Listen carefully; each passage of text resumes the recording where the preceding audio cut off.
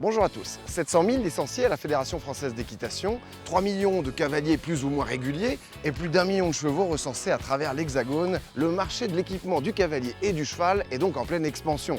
D'autant plus qu'il existe une myriade de produits pour une même gamme. Comment dégoter le produit qui correspondra à vos attentes? C'est ce que je vous propose dans J'ai testé pour vous. Chaque mois, nous testerons des produits et nous essaierons de comprendre leur utilité pour vous aider à faire votre choix. La protection de tête, qu'on appelle plus communément le casque ou la bombe, eh bien c'est un petit peu le basique de l'équitation.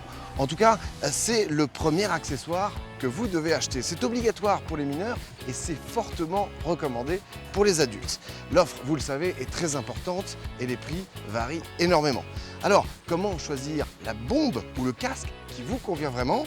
Avant de retrouver toutes ces informations sur equidia.fr, faisons un petit point avec Olympe Dumont. Elle est monitrice, elle est également ostéopathe humain et équin et elle concourt en complet.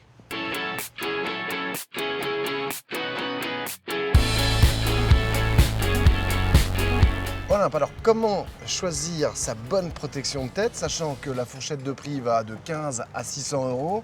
Est-ce que c'est en fonction de son niveau? Est-ce que c'est en fonction de la discipline? Dans un premier temps, on choisit le casque en fonction du niveau qu'on fait, de la discipline qu'on fait. Donc ça, c'est vraiment le casque pour les enfants, qui, malgré tout, il ne faut jamais négliger les normes techniques. Donc dans chaque casque, la norme nationale, il faut vraiment que sur l'étiquette, il y ait marqué EN 1384. Donc ça, c'est 1384, voilà, ça c'est vraiment la norme technique, aussi bien pour les cours que pour les compétitions. C'est pas tant plus on monte en niveau, plus notre casque sera technique. C'est vrai que ça va surtout agir au niveau du confort, au niveau de l'esthétique, au niveau des points de pression au niveau de la tête. Donc il y avait une vraie différence entre les casques à 15 euros et les casques à 600 euros. C'est pas simplement du marketing.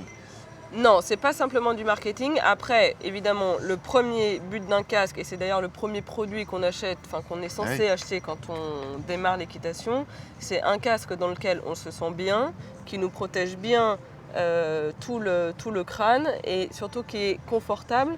Quand je dis confortable, c'est qu'un casque confortable va vraiment prendre globalement, quand on est bien dedans, c'est que ça prend vraiment globalement toute la tête. Il faut donc l'essayer. Voilà, il faut l'essayer, ça c'est sûr qu'on n'achète pas un casque sur internet parce que chaque gamme de casque en fait a sa forme de coque et chaque cavalier a sa forme de crâne.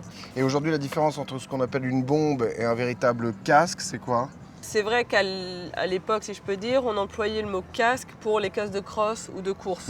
Casque de cross, donc sans visière, de façon à, quand on tombe sur un obstacle fixe, qu'il n'y ait pas de visière en fait qui bouge le casque. Voilà, qui nous pince au niveau aussi bien du nez que du frontal. Et qui repousse aussi la tête en arrière. Qui repousse la tête en arrière et donc pour éviter le coup du lapin. Après, ils se sont lancés aussi dans des casques avec visière, mais des visières flexibles.